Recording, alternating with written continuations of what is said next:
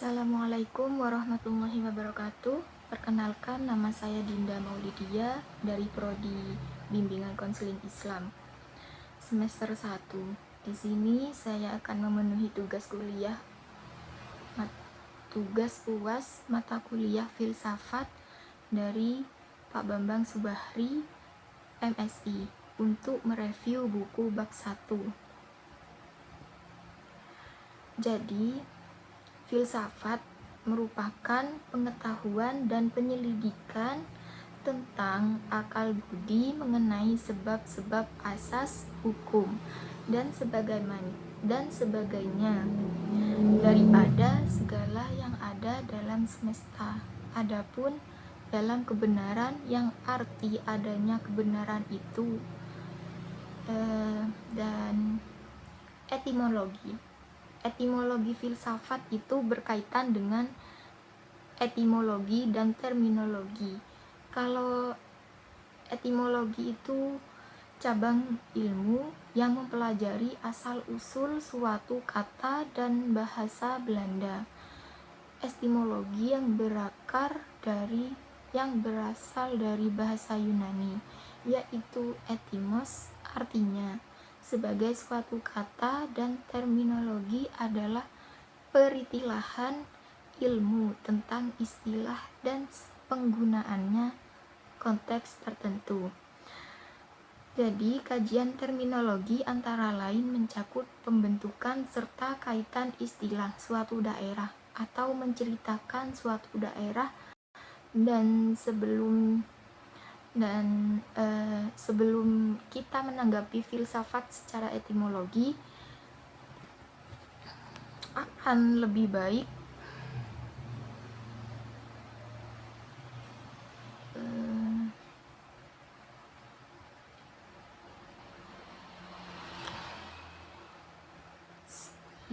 sebelum kita menanggapi filsafat secara terminologi, akan lebih baik ketika kita memahami filsafat secara etimologi terlebih dahulu. Jadi filsafat berasal dari dua kata atau dua suku. Dari kata Yunani yaitu bilia dan sophia. Bilia artinya cinta dan sophia artinya kebijaksanaan cinta. Mereka dan kebijaksanaannya, begitulah mereka bangsa Yunani memberi nama filsafat yang merupakan ilmu paling rumit dan paling tua di muka bumi ini, hingga disebut sebagai induk dari segala macam atau ilmu atau asas ilmu pengetahuan. Dan secara definisi filsafat secara etimologis, sebagaimana pendapat para ahli mengenai definisi sebagai berikut, itu ada 6. Saya akan menyebutkan 2 saja. Yang pertama ada Pythagoras filsafat. Filsafat adalah cinta dari kebijaksanaan, dan yang kedua adalah Socrates. Jadi filsafat adalah suatu peninjauan diri dari sifat reflektif atau merenungkan terhadap asas kehidupan. Menurut Plato, filsafat itu adalah ilmu yang mencapai tentang kebenaran yang sesungguhnya. Dan selanjutnya, menurut Aristoteles bertanya kepada gurunya, "Wahai guruku, saya selepas berdiskusi cinta waktu itu membuatku tidak tidur. Saya tidak menemukan makna konkret yang dapat memberikan pemahaman gamblang akan cinta yang telah mendapatkan pembahasan panjang tersebut. Dari itu, sudikah guru memberikan pertanyaan yang sederhana bagiku tentang apa itu cinta?" Membahas tentang cinta. Tanpa berpikir panjang, Aristoteles pergi meninggalkan gurunya menuju taman bunga, dan setelah menuju taman bunga yang indah, dan setelah itu Aristoteles menuju ke taman bunga yang indah. Yang tidak jauh ia melangkah. Ia menemukan bunga melati yang sangat indah rupawan baginya. Namun ia tak memetik karena ia pergi. Lalu ia pergi ke depan sana. Ada yang lebih indah dari bunga tersebut. Jadi sepanjang ke depan ia tak menemukan bunga yang lebih indah daripada bunga yang ia temukan sebelumnya. Aristoteles merasa kecewa, namun ia tak menyerah. Ia harus berjalan hingga menemukan bunga mawar. Lalu ia menemukan bunga mawar yang melebihi bunga keindahan yang sempat mengetuk hatinya. Aristoteles meyakini bahwa bunga itu bunga terindah, tapi hatinya berisi bahwa akan ada bunga yang lebih indah dari bunga yang ia lihat tadi. Lalu Aristoteles menghampiri gurunya dengan tangan kosong. Plato tersenyum. Ia bertanya, "Kenapa kamu tidak mendapatkan sepucuk bunga pun yang ideal yang bisa kau tunjukkan kepadaku?" Lalu Aristoteles menjawab,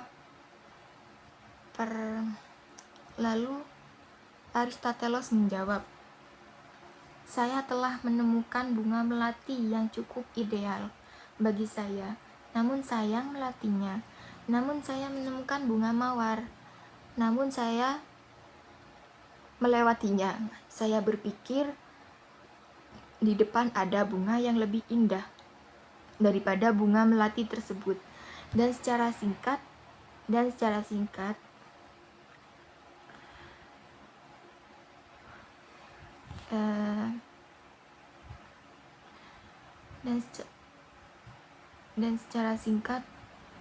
perkembangan filsafat bangsa Yunani telah meletakkan batu sejarah pertama bagi perkembangan ilmu pengetahuan dengan berdasarnya tradisi berpikirnya dunia barat yang berasal dari pemikiran Socrates sekitar abad ke-6 sebelum Masehi. Lantas dikenallah tradisi tersebut dengan pemikiran filsafat barat. Tradisi ini berpikir bangsa Yunani mula-mula berasal dari pertanyaan dari mana datangnya alam itu. Terus proses berpikir filsafat dikenali oleh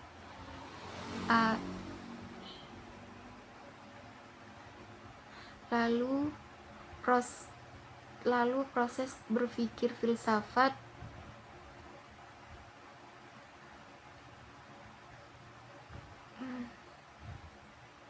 diawali oleh Thales atas ramalannya terjadinya gerhana matahari sebelum Masehi berdasarkan catatan pada astronom tentang penemuan gerhana matahari yang dilakukan manusia secara ilmiah dalam beberapa literasi. Tetapi Losopos mulai dipergunakan oleh Regulus dan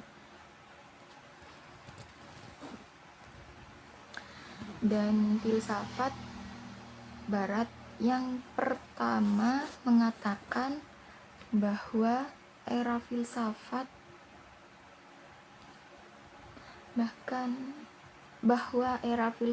klasik didominasi ajaran filsuf Yunani yang berasal dari beberapa marsuras teks seperti Plato yang mendirikan akademik Platonis. Kemudian murid Plato, Aristoteles, juga mendirikan sekolah privat Peripatetik. Yang kedua, secara filsafat abad pertengahan terjadi pada abad ke-5 sampai 16. Era filsafat abad pertengahan adalah periode setengah jatuhnya Kekaisaran Romawi Barat, kemudian didominasi oleh bangkitnya kontekstualisasi sehingga mencerminkan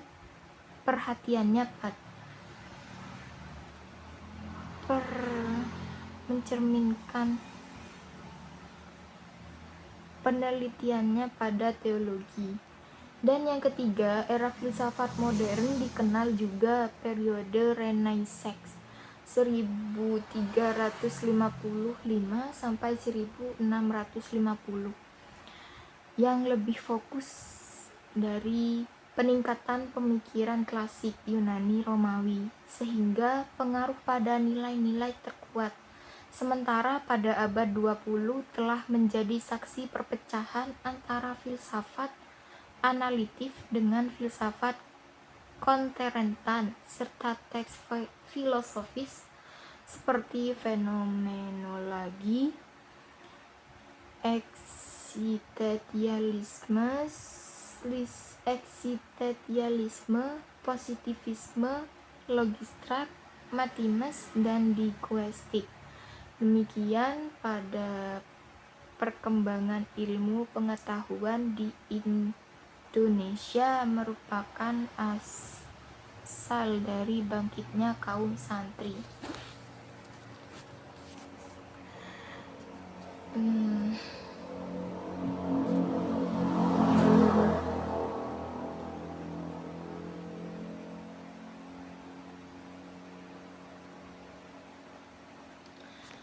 Yang mendobrak tabir-tabir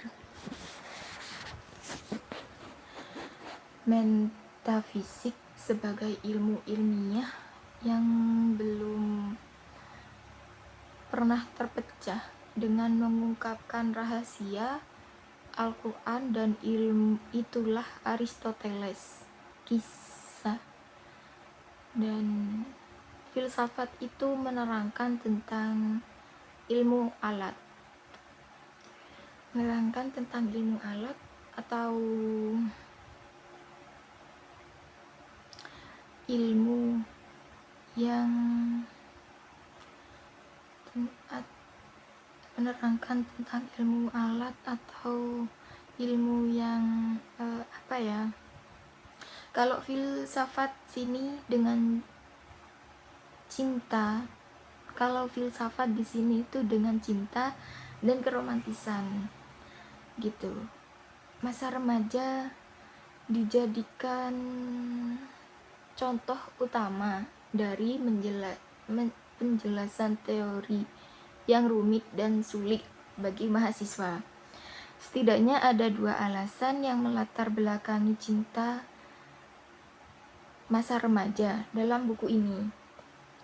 Pertama, dijadikan cinta masa remaja sebagai contoh dalam menjelaskan teori filsafat karena para pembaca mahasiswa dengan umur 20 tahun sebagai konsep social development Erikson bahwa kehidupan